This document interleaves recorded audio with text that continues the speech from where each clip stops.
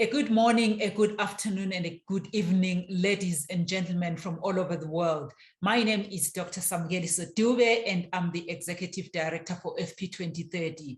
Exciting times indeed, because today we are making an announcement for our North Central and West Africa Hub hosting organization. And this is Population Council Nigeria. Joining me in this announcement is Harriet, who I'm going to ask to introduce herself. Over to you, Harriet.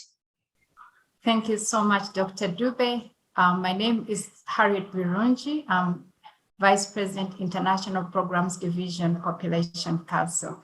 This is indeed an exciting day for all of us. Exciting indeed, Harriet, isn't it? As you know, FP2030 is expanding from one central headquarters to 5 regional hubs across the globe. And today we are announcing the Northwest and Central Africa hub that is going to be based in Abuja in Nigeria.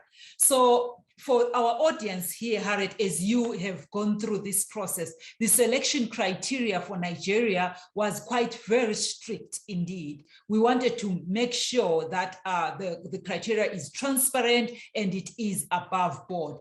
A call for proposals was put out there, and the strongest organization today, which is Population Council, actually emerged as the winner. In your viewpoint, Harriet, why do you think Population Council is actually well suited for this role? First of all, I would like to thank the FP2030 for the confidence in the Population Council. The most important thing is that we are closely connected. Our missions are closely connected. For our work in Nigeria and the wider region, we focus on generating quality research. We build capacity of researchers, and we foster utilization of research evidence to build an equitable health and well-being for all, particularly our young people in this continent. We have been present in Nigeria for a long time. We opened the office there in 2006, and that office was opened in Abuja. And we have never left. We have engaged with several stakeholders in Nigeria, but also to mention that our Nigeria office is not working in isolation. It works across the region and is well networked with other offices of the Population Council. We have an office in Egypt, we have an office in Ghana, we have an office in Senegal. So this is really great for us. We have previously had the opportunity to work closely with FP2030, and we're looking yet for another wonderful opportunity of actively supporting FP2030 Regional Hubs mandate to work with member countries in the region to accelerate progress towards achieving the FP2030 goals of advancing the FP movement and promoting evidence-based family planning. So we are extremely excited. That is great news to hear, and this is fantastic, Harriet. We are proud as FP2030 in our strategy to partner with an organization that not only has networks, but understands the region quite well, understands and comprehends some of the issues that we want to grapple with and make sure we can advance in the future of FP2030 strategy and certainly the global commitments around family planning. Now, you recall a few days ago, after the dawn of the International Women's Day, that Nigeria made a commitment, an announcement of the commitment for FP2030, which is quite great news, and we really applaud that leadership in the region. Could you please tell me, Harriet, how you foresee Population Council working with FP2030 regional staff on the ground, not only to advance the commitments that have been made, but to also galvanize, support, and get more commitments from the region? The staff for the regional hub will be responsible for working with about 25 country governments, and this is a huge job. In addition to that, they'll be working with many other organizations throughout the region.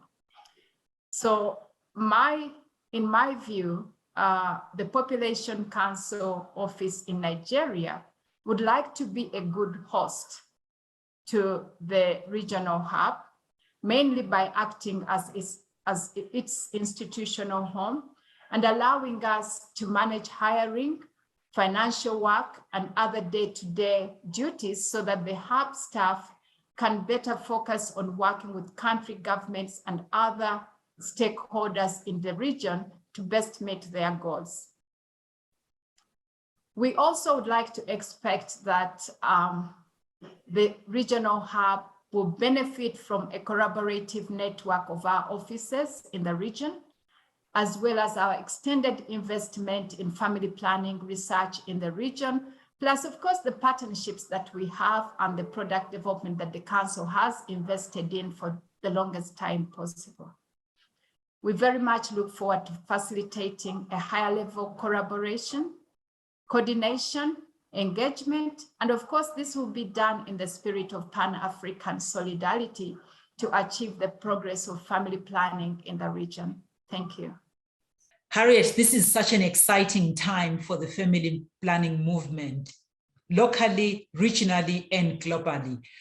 We're gaining momentum. We are bringing many other stakeholders who we have not been talking to. And indeed, we are deepening our presence in the regions and in the countries where we really want to see change. Now, Harriet, what are your biggest hopes for the future and for the region? I mean, my list is so long, and especially in the area of family planning. But I think that over the last decade, FP2030 did an excellent job in achieving good progress and visibility around family planning. Unfortunately, COVID has disrupted the progress that we have made in the region. At this moment, for many countries, what is needed is to revive the interest and the commitment that they had accumulated over the past decade to ensure that there is a focus on family planning. We have huge problems right now of teenage pregnancy in the Africa region, especially following the disruption of education systems. We need to see how we can support young people to access sexuality education and trying to strengthen linkages between education and health, and trying all possible solutions to ensure that young people return to school so that they are protected from unintended pregnancy. We are also seeing many of our family planning programs in the region sustained on two methods.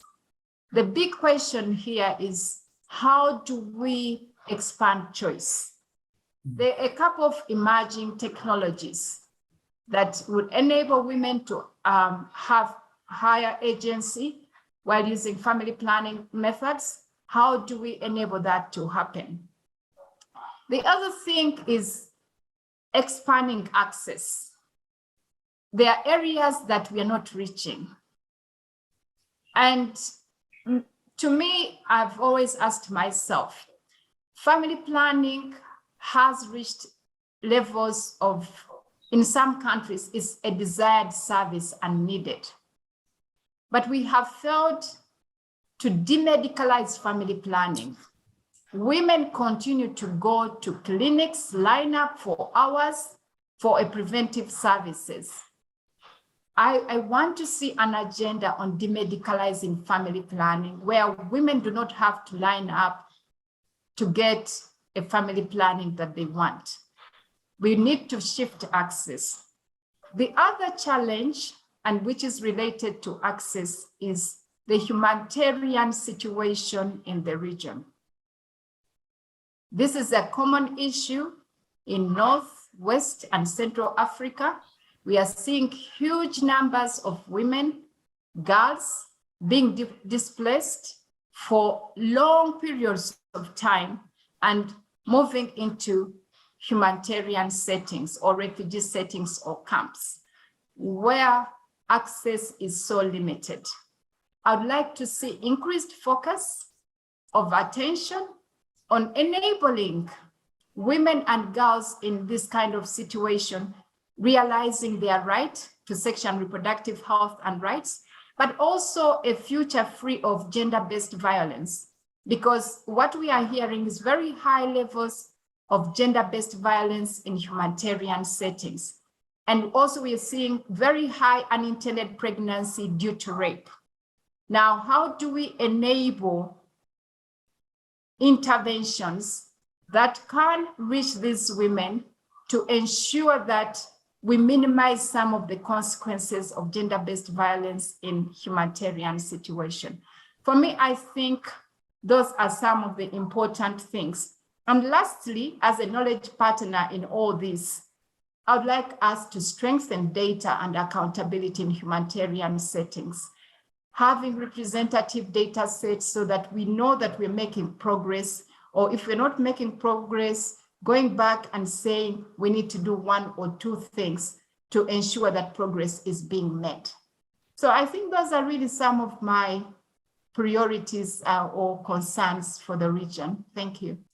Indeed, with you, Harriet, having mapped what those touch points are, you know, the future is indeed assured with people like yourselves and organizations like Population Council at the helm. We are assured of a knowledge partner, but we are assured of change and progress that we really are anticipating in the region. So ladies and gentlemen, thank you very much for being with us today. We believe that the future is bright. Women can't wait. Women won't wait. And we as FP 2030 can't wait to start this journey that we are embarking on with Population Council in Abuja, in Nigeria. Thank you very much.